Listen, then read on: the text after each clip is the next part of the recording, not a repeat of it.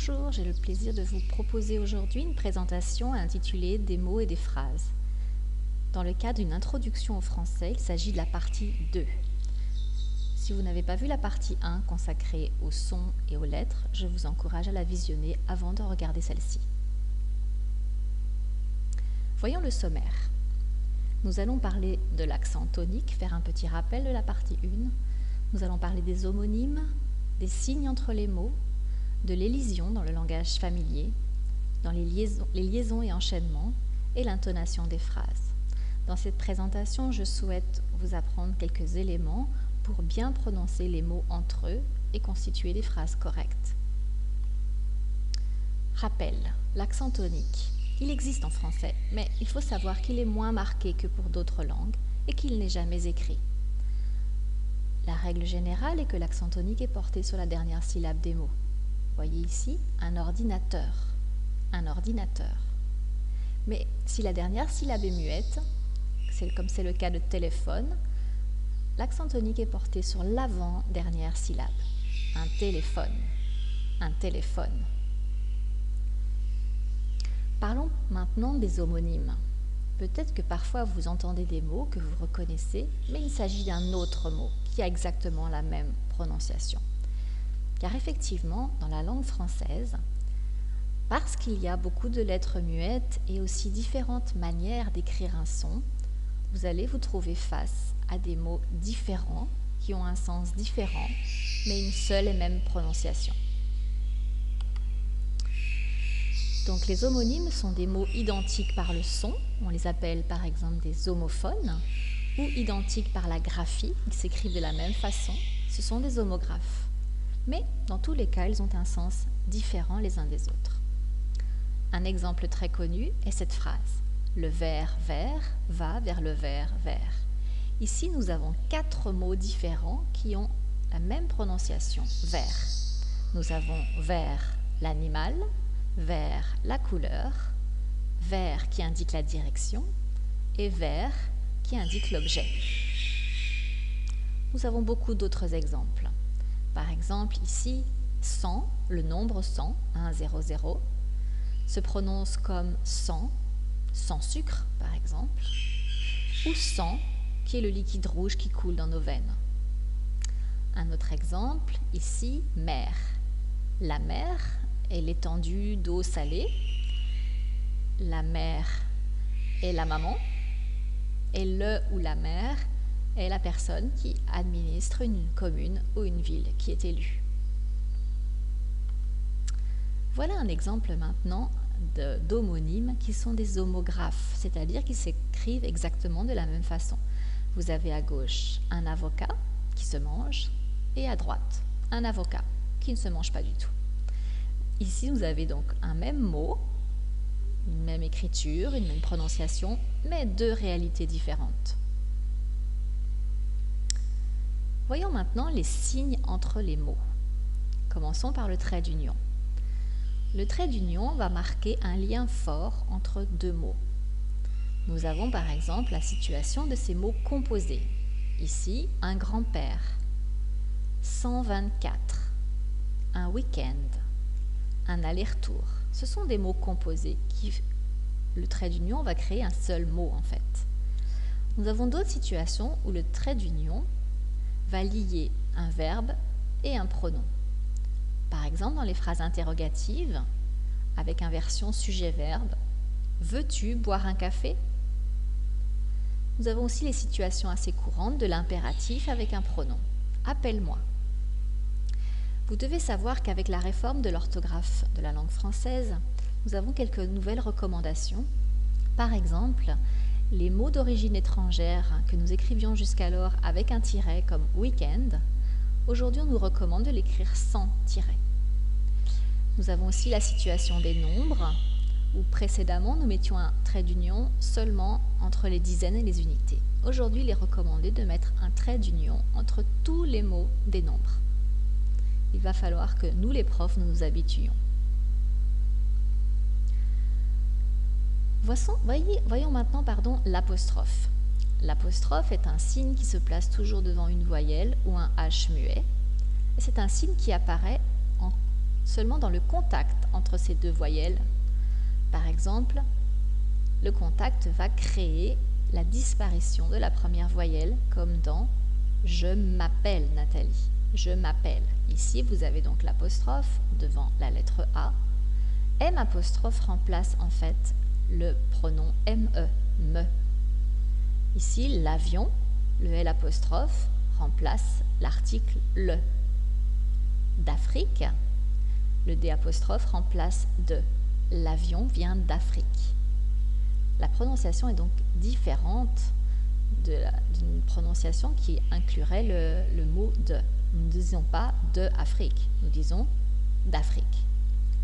S'il te plaît, j'ai un chat. Voici des exemples très courants d'apostrophes. Voyons maintenant une situation d'élision dans le langage familier. Oralement, vous avez peut-être remarqué que les Français ou les francophones ne prononcent pas toutes les lettres comme vous les avez apprises. Par exemple, la lettre E. Au lieu de dire acheter, dans le langage oral, souvent vous entendez acheter. Le E semble avoir disparu. Ici, je l'ai mis entre parenthèses, mais vous devez l'écrire. Souvent disparaît le ne de la négation. Au lieu de dire je ne mange pas, vous allez entendre fréquemment je mange pas. C'est la même chose pour la lettre U de tu. Vous allez entendre t'as de la chance. Aussi, vous allez entendre il y a à la place de il y a plus de sucre. Ici, vous voyez que j'ai écrit une forme contractée. Cette forme-là, je ne vous recommande pas de l'écrire. Vous pouvez simplement l'écrire si vous parlez avec des amis, par SMS ou par email, mais sachez que ce n'est pas la forme correcte du français. Ce n'est pas la même situation qu'en anglais où vous faites des contractions, par exemple, entre do et not, qui devient don't. Cette contraction est écrite, est correcte. Ce n'est pas le cas en français. Donc, réservez vraiment cette forme d'élision dans le langage familier. Dans l'article de blog lié à cette vidéo, je vous donne le lien vers une vidéo très intéressante avec beaucoup d'exemples d'élision dans le langage familier. Si vous voulez en savoir plus, je vous encourage à la visionner. Voyons maintenant les situations d'autres liens entre les mots, on appelle les liaisons et les enchaînements des mots. Le principe est que nous souhaitons prononcer plus facilement les mots entre eux en gardant une alternance voyelle-consonne dans la prononciation. Écoutez, nos amis sont avec elle. Nos amis sont avec elle. Donc nous faisons des ponts, des liens entre les mots. Certains disent que c'est une prononciation qui est très jolie, très harmonieuse, mais parfois c'est très difficile pour les personnes qui apprennent le français, car vous avez des difficultés à distinguer les mots entre eux. Les mots ne sont plus séparés comme quand on les écrit, ils sont liés. On appelle ça la liaison ou l'enchaînement des mots. On parle de liaison dans la situation précise où une consonne finale, muette, donc que l'on n'entend pas, va, par le phénomène de la liaison, s'entendre. Une liaison va révéler la présence de la lettre, la consonne finale, qui était muette précédemment. Je donne des exemples plus loin. Voyons les trois types de liaisons. Nous avons des liaisons obligatoires, des liaisons interdites et des liaisons facultatives. Ces liaisons obéissent à des règles complexes. Vous ne pouvez pas mémoriser toutes ces règles et je ne vous conseille pas de le faire. Simplement, quand vous découvrez de nouvelles liaisons, je vous encourage à les mémoriser au fur et à mesure. Pour que vous compreniez d'où vient ce phénomène de la liaison et dans quelle situation vous pouvez les rencontrer, je vous donne quelques exemples de liaisons obligatoires. Entre un adjectif et un nom, par exemple, un petit avion. Entre un déterminant et un nom, ces avions. Un déterminant peut être un article, par exemple un article défini, les avions. Ça peut être aussi un adjectif possessif, par exemple ces avions, SES, ces avions. Dans tous les déterminants, vous allez faire la liaison avec le mot suivant. Quand vous avez un pronom, sujet et un verbe, c'est la même chose, la liaison est obligatoire. Ils arrivent. Vous pouvez aussi prononcer « nous arrivons ». on arrive. Dans tous ces cas, la liaison est obligatoire. Vous prononcez aussi la liaison après les nombres. 3 ans. Après un adverbe court. Plus, très ou bien. Écoutez cette phrase. Bien expliqué, c'est plus efficace et très utile. Vous avez entendu les 3 liaisons? Bien expliqué, c'est plus efficace et très utile. Après les mots suivants, vous devez faire aussi une liaison. Chez, dans, sans, en, quelque, quel. Écoutez cette phrase. Chez un voisin, dans une pièce sans électricité, en Espagne, avec quelques amis. Vous avez entendu? 5 liaisons ici.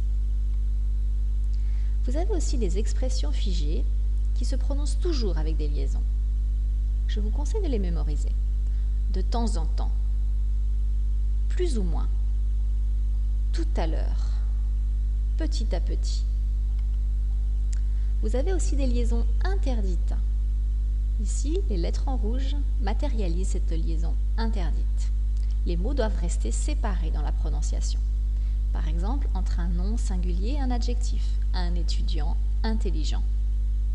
Vous entendez, le mot est séparé. Entre un sujet et un verbe. Les étudiants aiment le chocolat. Après la conjonction est. Un garçon est une fille. Après les mots interrogatifs. Quand arrives-tu?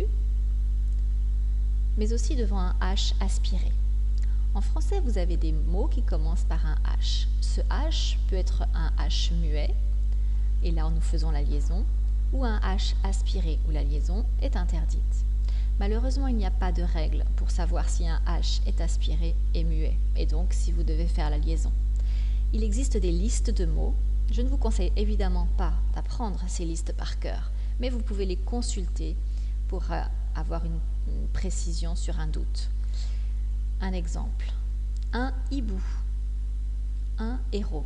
Ces 2 mots n'ont jamais de liaison. Voyons maintenant la situation un peu particulière des liaisons facultatives. Ce sont des liaisons en fait qui ne sont ni obligatoires ni interdites. Vous pouvez faire cette liaison, mais si vous le faites, sachez que vous entrez dans un registre un peu plus formel. Par exemple, si vous dites « ils vont à l'école », vous êtes dans un registre courant. Ils vont à l'école. Si vous prononcez la liaison « ils vont à l'école », c'est un peu plus formel. Plus vous êtes dans un registre formel et plus vous allez voir apparaître des liaisons.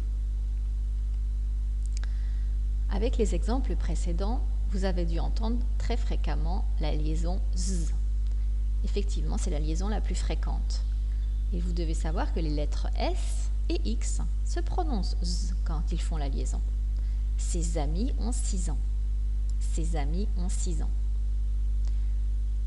La lettre D a également une prononciation spéciale quand elle fait la liaison. Elle se prononce T. Un grand ami. Un grand ami. La lettre F aussi a une prononciation spéciale en faisant la liaison. On dira un bref instant. Un bref instant.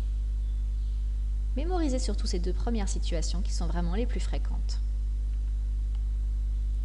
Voyons maintenant l'intonation des phrases. Quand vous formulez une phrase affirmative, déclarative, qui se termine par un point, nous avons l'intonation descendante. Je m'appelle Nathalie. Je m'appelle Nathalie. C'est une affirmation. Si vous formulez une phrase interrogative qui se termine par un point d'interrogation, l'intonation alors est montante. Comment vous vous appelez? Comment vous vous appelez? Vous entendez? Ça monte. Si vous formulez une phrase exclamative qui se termine par un point d'exclamation, là aussi, l'intonation est montante. C'est un joli prénom. C'est un joli prénom. Voilà, nous arrivons à la fin de cette présentation. J'ai souhaité vous donner quelques éléments pour mieux comprendre les liens entre les mots et les prononcer correctement dans une phrase. Pour bien intégrer ces différents éléments dans votre manière de prononcer, il n'y a pas de secret. Je vous conseille simplement d'écouter du français régulièrement, que ce soit le journal télévisé, des documentaires, des films ou des chansons.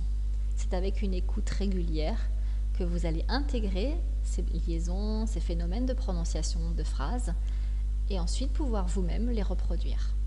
N'oubliez pas que tout s'apprend avec le temps et la pratique. Soyez patient. Bon courage et merci de votre attention.